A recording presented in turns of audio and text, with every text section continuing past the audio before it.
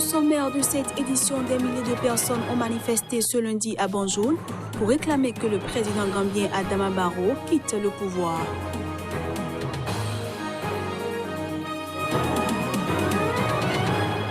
Quatre djihadistes ont été neutralisés au cours d'une opération de démantèlement d'une importante base logistique terroriste à Bellouro, dans le nord du Burkina Faso.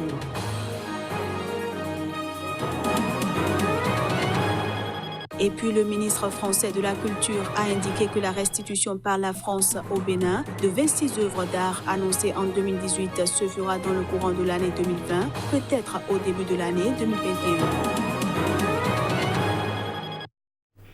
Voilà pour le sommaire, bienvenue à tous. On démarre cette édition par le Tchad où le ministre de l'économie Issa Doubragne et l'un de ses collaborateurs ont été placés en garde à vue ce lundi soir à N'Djamena. Selon leur avocat, leur interpellation entre dans le cadre d'une information judiciaire ouverte pour détournement de fonds et complicité de détournement. Soupçonné d'avoir détourné des fonds dans le cadre de marchés publics passés depuis 2016, le ministre de l'économie du Tchad, Issa Doubragne, et l'un de ses collaborateurs, Oulé Djonkamla, ont été placés en garde à vue dans la soirée de ce lundi. C'est en milieu d'après-midi que le ministre et son collaborateur sont arrivés dans les locaux des renseignements généraux où les attendaient des officiers de police judiciaire.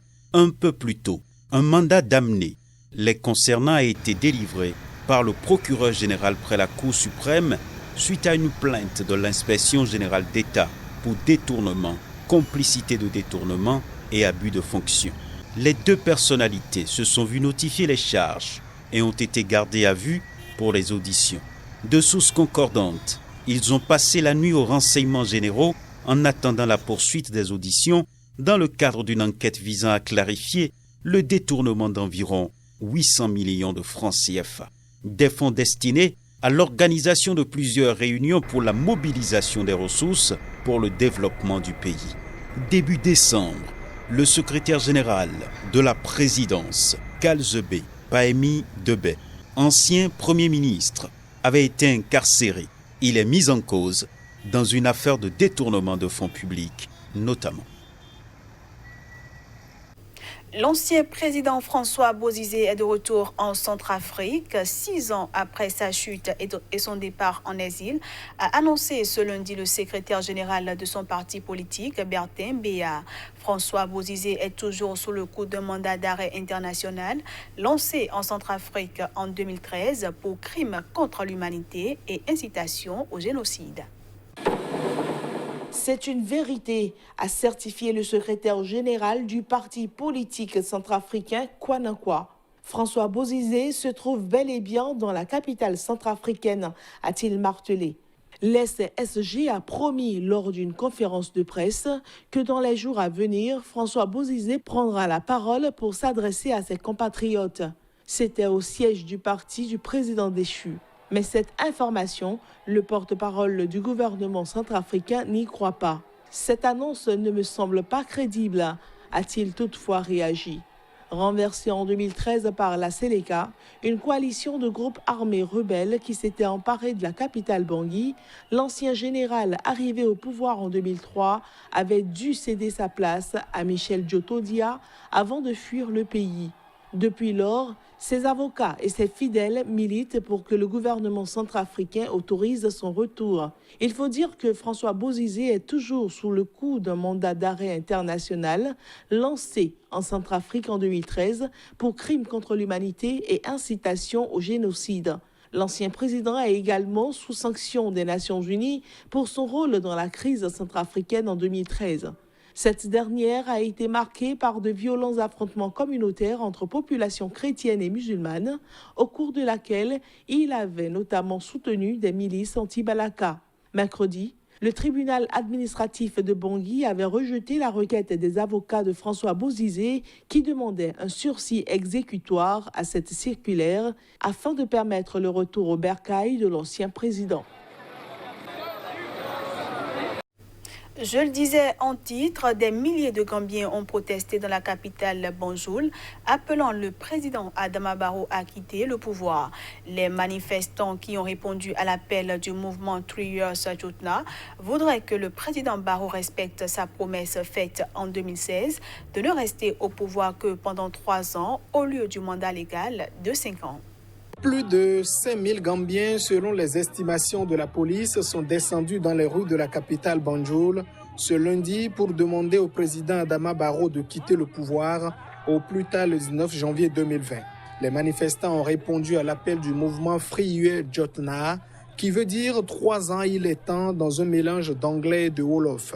Fondé au début de l'année par un homme d'affaires gambien vivant aux États-Unis, le mouvement, qui regroupe des partis politiques et des organisations de la société civile, voudrait que le président Barrow respecte sa promesse faite en 2016 de ne rester au pouvoir que pendant 3 ans au lieu du mandat légal de 5 ans. Encadrés par les forces de l'ordre, les manifestants ont défilé en un grand cortège dans les rues de la capitale gambienne. Investis par une coalition de l'opposition pour défier le président Yahya Jammeh, qui dirigeait l'ancienne colonie britannique d'une main de fer depuis 22 ans, Adama Barrow a remporté la présidentielle du 1er décembre 2016. Il avait prêté serment à l'ambassade de Gambie à Dakar le 19 janvier 2017, alors que Yahya Jammeh se résignait à partir en exil après une intervention politico-militaire régionale. Selon la charte fondatrice de la coalition 2016, le nouveau président devrait diriger un gouvernement provisoire pendant 3 ans avant d'organiser une nouvelle élection à laquelle il ne pourrait pas se présenter. Adama Barrow, qui vient d'achever une tournée du pays aux allures de campagne électorale, assure toutefois que personne ne pourra le forcer à quitter la présidence avant 2021.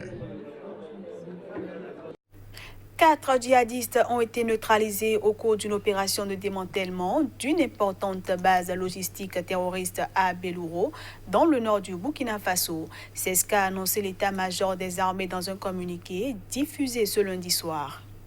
Une patrouille mixte des groupements de forces pour la sécurisation du Nord, composée d'éléments des forces terrestres et de la gendarmerie en mission de reconnaissance offensive, a fait ce lundi la découverte d'une importante base logistique terroriste dans la localité de Bellouro, dans la province du Soum.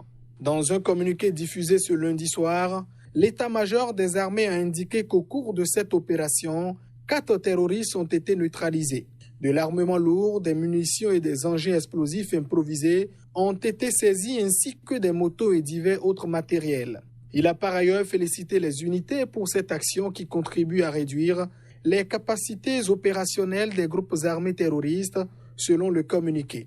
Cette offensive des armées de défense et de sécurité burkinabé survient après plusieurs autres menées dans le nord, le centre-nord et le sud.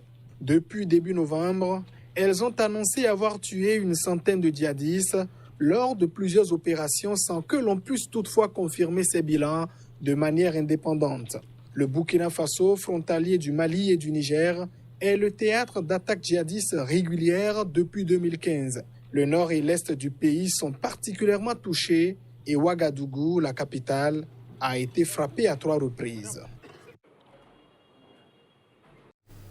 Une note de culture dans cette édition, un nouveau pas vient d'être franchi dans le processus de restitution des biens africains spoliés durant la colonisation. La France vient en effet d'annoncer une échéance pour la restitution de 26 œuvres d'art appartenant au Bénin. Les précisions.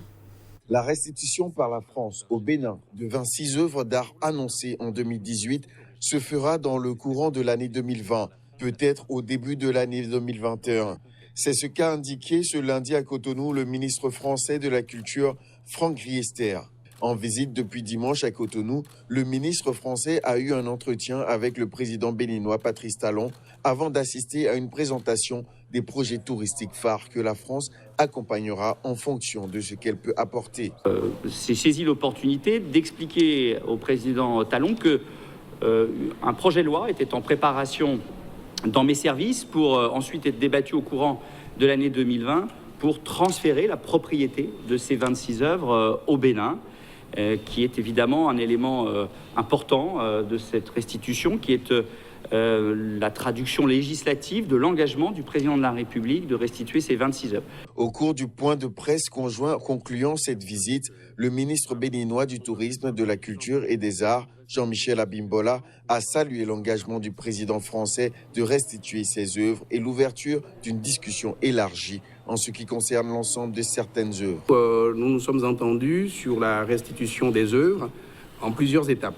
La première des choses, c'est l'engagement du président français sur 26 œuvres et évidemment l'ouverture sur une discussion plus élargie en ce qui concerne l'ensemble, un certain nombre d'œuvres en tout cas. Le Bénin et la France ont également signé un programme commun de travail faisant état de la circulation d'œuvres d'art, notamment sous la forme de prêts et d'expositions. Le Bénin attend ainsi de la France l'appui à la mise en œuvre d'une muséologie et d'une muséographie adaptée aux particularités locales en prenant en compte les normes internationales. Le gouvernement béninois doit encore définir le lieu qui accueillera cette restitution. Ce fera soit à travers une remise, soit directement par un transfert de propriété si la loi française est votée d'ici là. Ce journal se poursuit et on passe cette fois-ci à la revue de presse Afrique.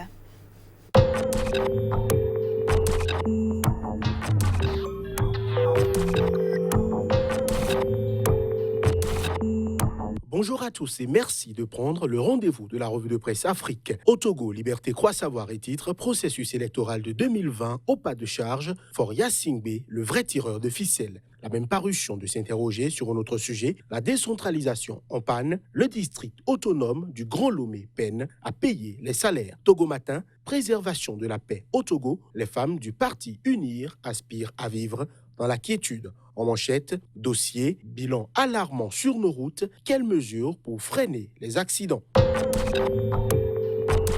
Au Faso, activité au sommet de l'État avec le quotidien, Conseil des ministres, le projet de loi sur le recrutement de volontaires adopté, remise de peine à 643 prisonniers. Le quotidien numérique revient sur les questions sécuritaires, sommet extraordinaire du G5 Sahel, les chefs d'État invitent la communauté internationale au respect de ses engagements. L'Express du Faso à présent, développement dans les hauts bassins, une charte pour coordonner les actions. Sidoya lève un coin de voile sur les femmes vivant avec un handicap, autonomisation économique des femmes, ces battantes qui ont dompté leur handicap.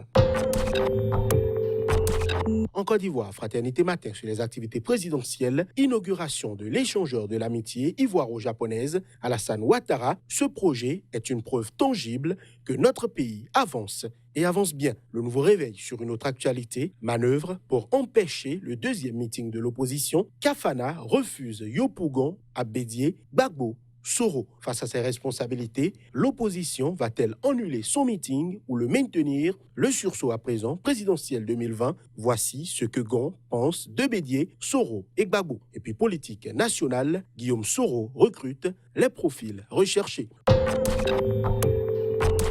Au Sénégal, le Parlement fait toujours autant parler. La tribune, absence de transparence et de contrôle des ressources destinées à l'Assemblée nationale. Cissé Lo fouille Niasse. Le député veut un comité ad hoc pour auditer la gestion du patron de la représentation nationale. Des fonds seraient aussi distraits ailleurs. Vox Populi, Sidiba, secrétaire général du cadre de concertation des producteurs d'arachides et porte-parole du CNCR, le SG des producteurs d'arachides conforte Cissé Lo. Sud Quotidien à présent, braquage, vol à main armée, meurtre, insécurité généralisée dans le pays, la terreur des armes légères.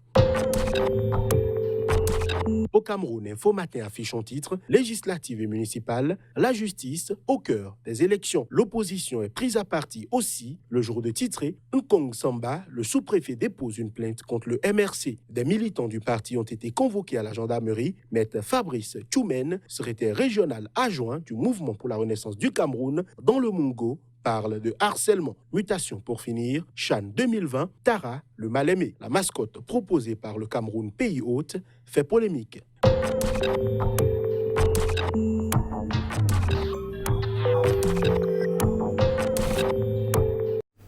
Et voilà, mesdames, messieurs, ce sera tout pour cette édition. Merci à tous de l'avoir suivi.